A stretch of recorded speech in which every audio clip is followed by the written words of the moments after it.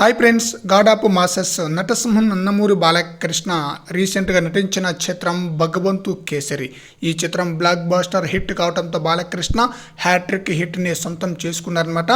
Present Balakrishna Bobby Kohli డైరెక్షన్లో NBK 109 మూవీలో నటిస్తున్నారు. ఈ చిత్రంలో మెయిన్ విలన్గా బాబీ డియోల్ నటిస్తూ ఉండగా సీనియర్ హీరో అయిన రాజశేఖర్ కూడా ఒక కీలకమైన పాత్రలో నటిస్తున్నట్లుగా తెలుస్తుంది. ఈ చిత్రంలో బాలకృష్ణ 2 పాత్రలో నటించబోతున్నారు. 2 కూడా చాలా హైలైట్గా ఉండబోతుందట.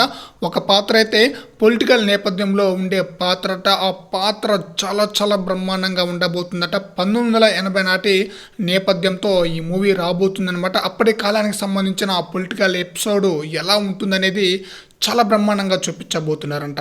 సినిమా మొత్తం కూడా పాత్ర చుట్టే ఉంటుందట.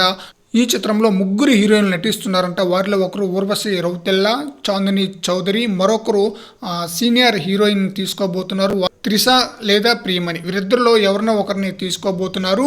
అయితే ఈ మూవీకి సంబంధించిన ఫస్ట్ లుక్ టీజర్ను ఈ సంక్రాంతి పండగ సందర్భంగా రిలీజ్ చేస్తారని చెప్పేసి అందరూ అనుకున్నారు. బట్ ఫస్ట్ లుక్ టీజర్ కాదు కదా, కనీసం NBK 109 మూవీకి సంబంధించిన ఎలాంటి అప్డేట్ కూడా ఇవ్వలేదన్నమాట. అయితే ఈ మూవీ నుండి 2 కాన్సెప్ట్ పోస్టర్లు రిలీజ్ అవగా 2 కూడా చాలా చాలా బ్రహ్మాండంగా ప్రేక్షకుల్ని ఆకట్టుకుంది.